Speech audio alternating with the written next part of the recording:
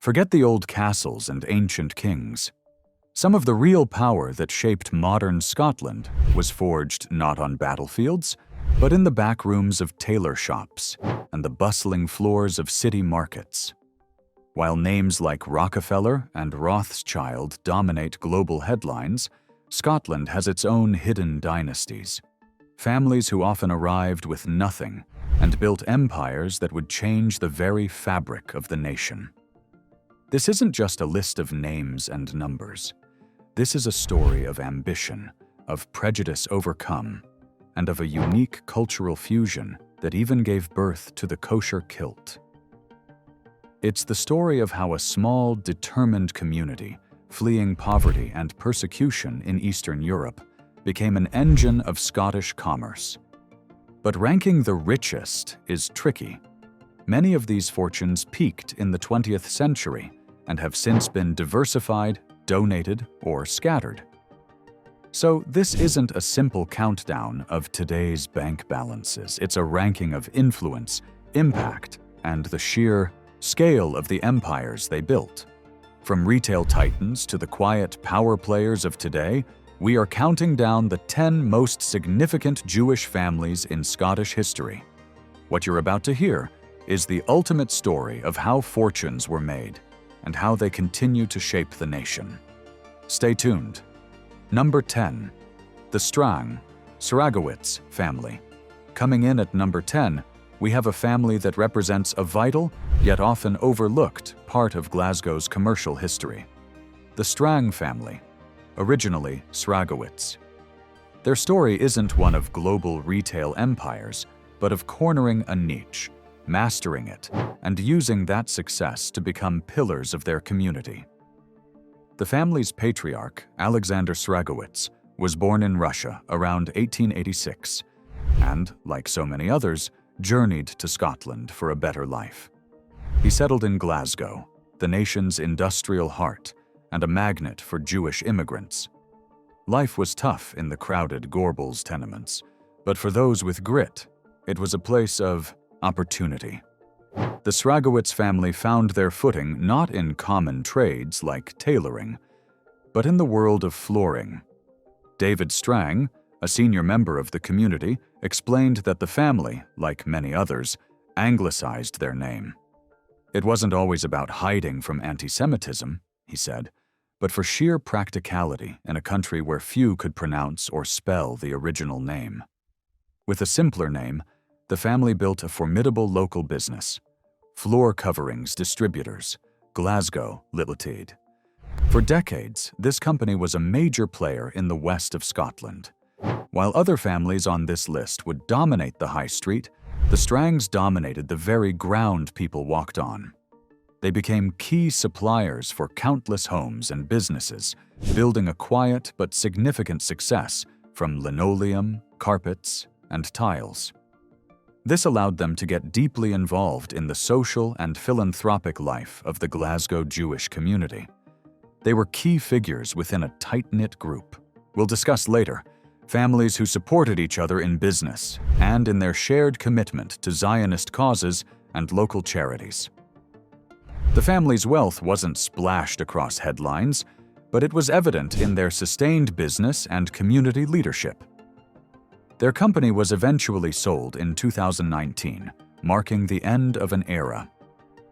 The Strang family is a perfect example of the backbone of Scottish Jewish commerce. Find a trade, master it, and use the profits to build and sustain your community. They may not be the most famous name on this list, but their story is a foundational piece of the puzzle. Number 9. The Lewis family. At number 9, we delve into one of the most unusual and, at times, controversial sources of wealth on our list, belonging to the Lewis family. While many fortunes were built selling things people wanted, the Lewis family built theirs on a service people were legally obligated to use: debt collection. As prominent members of Glasgow's Jewish community, the Lewis family became synonymous with the profession of the sheriff officer. In Scotland, sheriff officers are legal officials who enforce court orders, a role that often involves the tough task of collecting debts and seizing property. The family's firm, Sterling Park, grew into one of the largest in the country, recovering tens of millions of pounds a year for clients like local councils and major banks. This was not a business for the faint of heart, and it put the family at the sharp end of society's economic struggles. Their methods occasionally drew criticism, and in the early 2000s, senior partners, including Adam Lewis, faced a high-profile inquiry into their practices. They were found guilty of professional misconduct for issues like overcharging, resulting in fines and a major financial settlement. Despite the controversy, the business was incredibly lucrative. The family's wealth wasn't shown off in sprawling estates, but in substantial property holdings in Glasgow's affluent suburbs. For instance, the purchase of a home in White Craigs for a reported $1.7 million back in 2009 showed a level of wealth far beyond the Scottish average.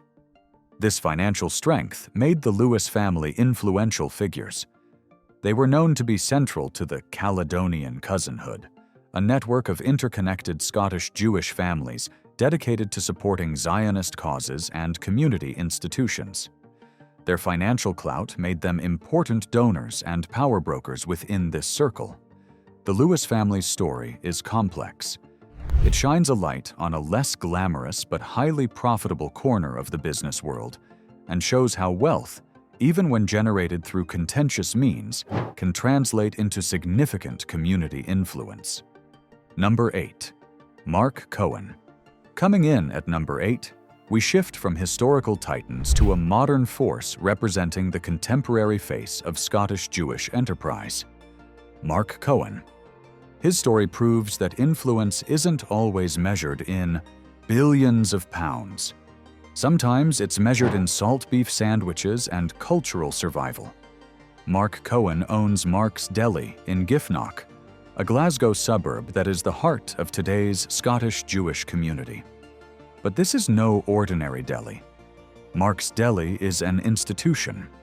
In a country with a small and scattered Jewish population, it serves as a vital hub, providing kosher food not just for Glasgow, but for communities all across Scotland. Mark is the fourth generation of his family to run a kosher establishment in the city. His family tree is a who's who of Glasgow's culinary history, connected to legendary names like Simcha Catering and Sophie Janine's iconic restaurant. He inherited a legacy not of stocks and bonds, but of recipes and a deep understanding of his community's needs. The deli's influence stretches far beyond its storefront. Mark's Deli was the official supplier of all kosher food for the 2014 Commonwealth Games in Glasgow, a massive logistical feat that earned his business national recognition and a mention in the Scottish Parliament. He supplies kosher meals to Scotland's top hotels and caters countless events, ensuring that Jewish life and its traditions can continue to thrive. His famous hot salt beef sandwich is widely called the best in Scotland, a symbol of how a cultural staple can become a local delicacy. While Mark Cohen won't appear on any traditional rich lists, his wealth is of a different, but equally important kind. He is the custodian of a culinary heritage and the operator of an essential piece of cultural infrastructure. In a community whose numbers are dwindling, his work is vital.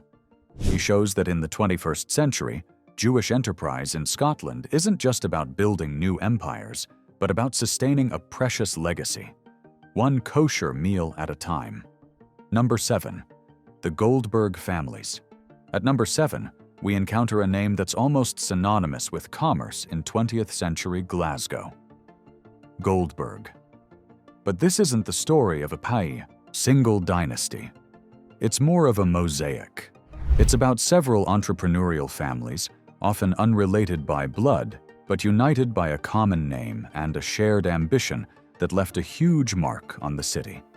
When Jewish immigrants arrived from Eastern Europe, many got their first economic foothold in trades like peddling, tailoring, and furniture making. The Goldberg name appeared frequently among them. From small beginnings, they established themselves in various niches. There were Goldberg families who became prominent in the antiques trade, while others were involved in local manufacturing, forming part of the dense network of small businesses that powered Glasgow.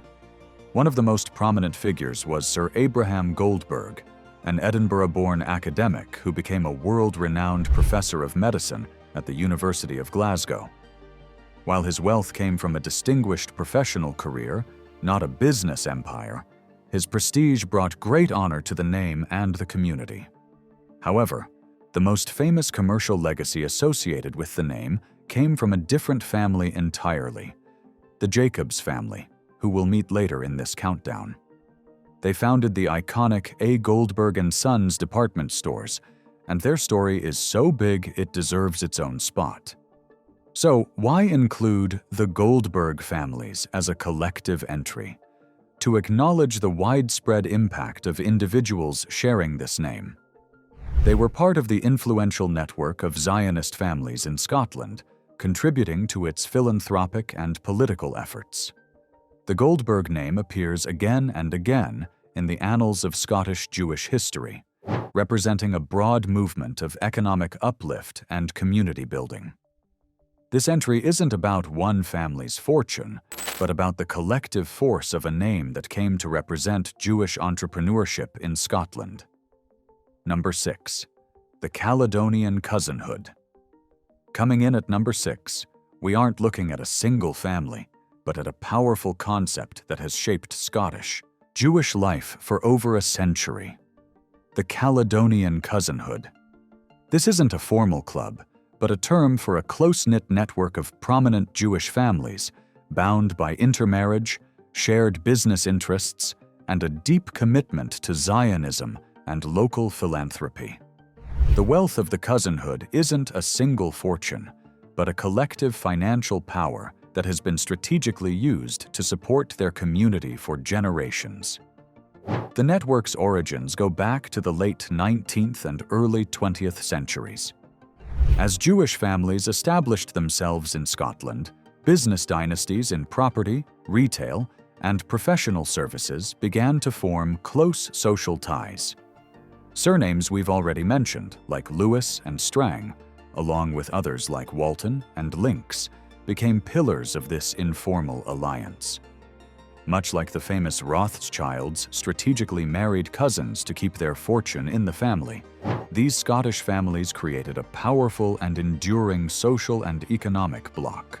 The cousinhood's influence operated on multiple levels. In business, it provided a trusted circle for partnerships and commercial opportunities. Socially, the constant intermarriages between leading families ensured that wealth and influence remained concentrated, passed down through a web of interconnected heirs.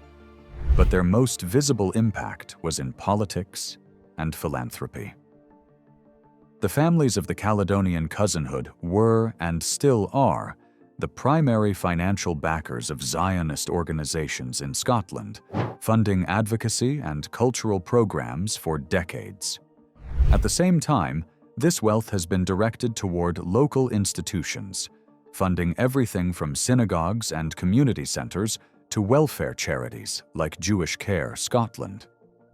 The wealth of this network is substantial, though hard to pin down as a single sum. You see it in the multi-million-pound properties in Glasgow's suburbs, the thriving family businesses, and the large-scale charitable donations. The Caledonian cousinhood is a testament to the power of collective action, showing how a group of families, by pooling their resources and aligning their goals, could create influence far greater than the sum of their individual parts, acting as a financial and political bedrock for the Scottish Jewish community for over 100 years. We're halfway through our countdown, and as you can see, the story of wealth in Scotland is far more complex and fascinating than you might have imagined. These are stories of grit, innovation, and community that are rarely told.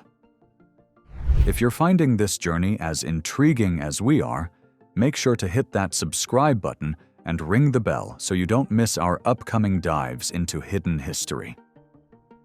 Now, let's get back to the countdown. Number 5.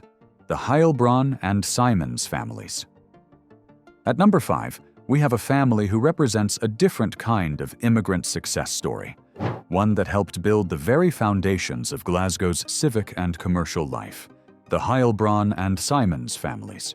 Unlike many who arrived with little, David Heilbronn came to Glasgow from the Netherlands around 1870 as a skilled and specialist merchant.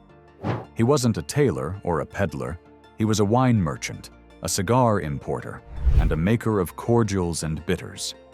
His business, David Heilbronn and Sons, quickly made a name for itself as a purveyor of luxury goods. He became a deeply respected member of Glasgow's Jewish community and a leading figure at the magnificent Garnet Hill Synagogue. The family's influence didn't stop there. Through marriage and business, they became connected with the Simons family, and the next generation took their influence to a whole new level. David's son-in-law, Michael Simons, wasn't just a successful fruit broker. He became a major force in Glasgow's public life. He served as a city councillor and even co-founded the Howard and Wyndham Theatre Company, showing a deep commitment to the cultural life of his adopted city. Together, these interconnected families were cornerstones of the community. They were involved in everything from wholesale fruit at Benjamin Simons and Cooper to branching out into the whiskey trade. Their story is crucial because it shows a different path to success. They weren't just building businesses, they were helping to build the city itself. They represent the established, skilled entrepreneurs who brought capital and connections with them, becoming part of Glasgow's elite and shaping its Victorian-era boom. Number 4. The Jacobs family.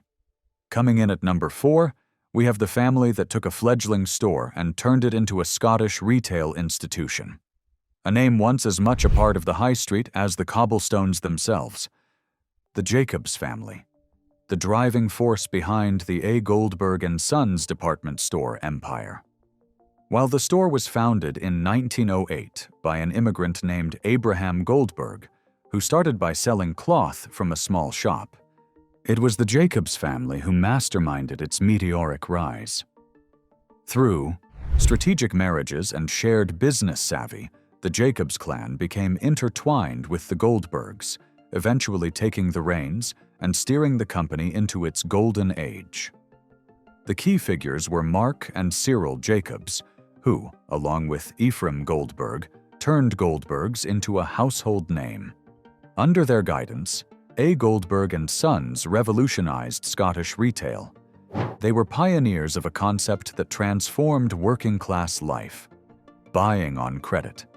At a time when fashionable furniture and clothing were out of reach for many, Goldbergs allowed families to furnish their homes and dress their children by paying small amounts each week. This wasn't just a business model, it was a social phenomenon that democratized style and comfort. The company went public in the 1930s, a testament to its incredible growth. The Jacobs family continued to expand aggressively, building a massive modern flagship store on Candleriggs in Glasgow. They also diversified, acquiring other well-known brands like Rigga's, Shoe, and the Ted Baker shops, creating a portfolio that dominated Scottish high streets. The family's wealth was immense. By the late 1980s, the company was the target of a $32 million takeover bid, which, while unsuccessful, showed the tremendous value they had built. Their story is a masterclass in scaling a business. The Jacobs family weren't just shopkeepers. They were visionaries who understood the aspirations of ordinary Scots. Through Goldbergs, they didn't just furnish homes. They helped build the modern Scottish consumer, and in the process secured a fortune that places them among the most powerful retail families in the nation's history. Number 3. The Walton family. At number 3 is a family whose name was once emblazoned across one of Glasgow's most beloved department stores, and whose legacy of giving continues to shape the city today: the Walton family. Their story is one of transforming property development into a major philanthropic force, creating a foundation that has donated millions to Scottish causes. The dynasty was founded by Isidore Walton, a Glasgow property developer with a keen eye for real estate. In 1964, along with his wife Lena and their son David, he established the Walton Foundation, a charitable trust that would become the vehicle for their immense generosity. The family's primary business was the Scottish Metropolitan Property Company, a major player in the country's real estate market. While property generated their fortune, it was their venture into retail that made them a household name. Walton's department store in Glasgow was a landmark, a competitor to the likes of Goldberg's, and a beloved institution for generations of shoppers. It cemented the family's status as titans of Scottish commerce. But the family's most enduring impact lies not in the buildings they owned, but in the fortune they gave away. The Walton Foundation became one of Glasgow's most significant philanthropic bodies. Overseen for years by David Walton, the foundation has generously supported a vast range of causes far beyond the Jewish community. They have made huge contributions to healthcare, funding state-of-the-art equipment for Glasgow's hospitals. Their impact was so great that surgeons reportedly insisted David Walton scrub up and join them in the operating theater to see the machinery his family's foundation had purchased in action. Their support has also been crucial for education, scientific research, and social care. A prime example is the Walton Community Care Center, the base for Cosgrove Care, a charity supporting people with additional needs, which was established with instrumental donations from the foundation. The Walton family represents a powerful transition from building a business fortune to building a philanthropic legacy. They turned profits from property and retail into a perpetual engine for social good, leaving an indelible mark on the health and welfare of Scotland. Their wealth wasn't just accumulated, it was strategically reinvested back into the society that allowed them to prosper. Number 2. The Bloch family. Coming in at number 2 is a family that mastered one of Scotland's oldest industries and transformed it into a modern commercial empire. The Bloch family. Led by the formidable Sir Maurice Bloch, they built a textile and clothing powerhouse from Glasgow, becoming leading figures in both the city's civic life and its Jewish community. The Bloch family's story is a testament to industrial prowess. Their company, Bloch Limited, spelled with a ch, grew to become a giant in the world of clothing and textiles. At a time when Glasgow was an industrial juggernaut, the Blochs carved out a significant niche, manufacturing and distributing goods on a massive scale. Their success was built on quality, volume, and a sharp understanding of the entire supply chain. Sir Maurice Bloch was the brilliant patriarch who steered the business to its zenith. He was more than just a successful industrialist. He was a public figure and a dedicated philanthropist, deeply involved in the civic life of Glasgow and a pillar of support for Jewish causes. The family's success hit a major milestone in 1954 when Bloch Limited was floated on the stock exchange, a move that crystallized their immense wealth and signaled their arrival as one of Scotland's top-tier industrial dynasties. This transition from a private firm to a public company was a common path for the most successful enterprises of the era. But the Bloch family's interests weren't confined to textiles. In a fascinating chapter, they also ventured into one of Scotland's most iconic industries, Scotch whisky. The family was involved with several distilleries, and after selling their main business, a new firm founded by Sir Maurice Bloch actually bought the Glen Scotia distillery back just a year later, in 1955. This move showed their deep personal connection to the Scottish industries they had helped to shape. The story of the Bloch family is a powerful example of how Jewish entrepreneurs didn't just participate in Scotland's economy, they became leaders within its core industries. Number 1. the Wolfson family. And now, at number 1, we have the undisputed titans.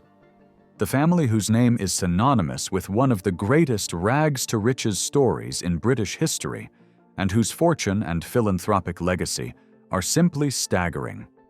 The Wolfson family. Their journey began in the poverty of Glasgow's Gorbals and ended in the boardrooms of a global retail empire. The story starts with Solomon Wolfson, a humble cabinet maker who immigrated from Poland to Glasgow in the late 19th century. He worked hard in the crowded tenements, raising his family in relative poverty. His son, Isaac, born in Glasgow in 1897, was a mathematical prodigy, but had to leave school at 14 to work as a traveling salesman for his father's small picture-framing business. This wasn't the end of his education. It was the beginning of a masterclass in commerce. In 1920, Isaac Wolfson moved to London. His big break came in 1930 when he impressed a director of a struggling mail-order company called Universal Stores. Isaac saw potential. He joined as a buyer, and through a combination of sheer genius and ruthless efficiency, he took control. By 1934, he was the sole managing director. In just 18 months, he had turned a $55,000 loss into a $330,000 profit. He renamed the company Great Universal Stores, or GUS, and over the next 50 years, built it into the largest mail-order business in Europe. At its peak, the GUS empire was colossal, with nearly 3,000 retail stores. It was said that at one point, virtually every household in Britain was a customer of a GUS-owned company. Sir Isaac, made a baronet in 1962, amassed a personal fortune estimated at over $500 million by the 1980s, making him one of the richest men in the world.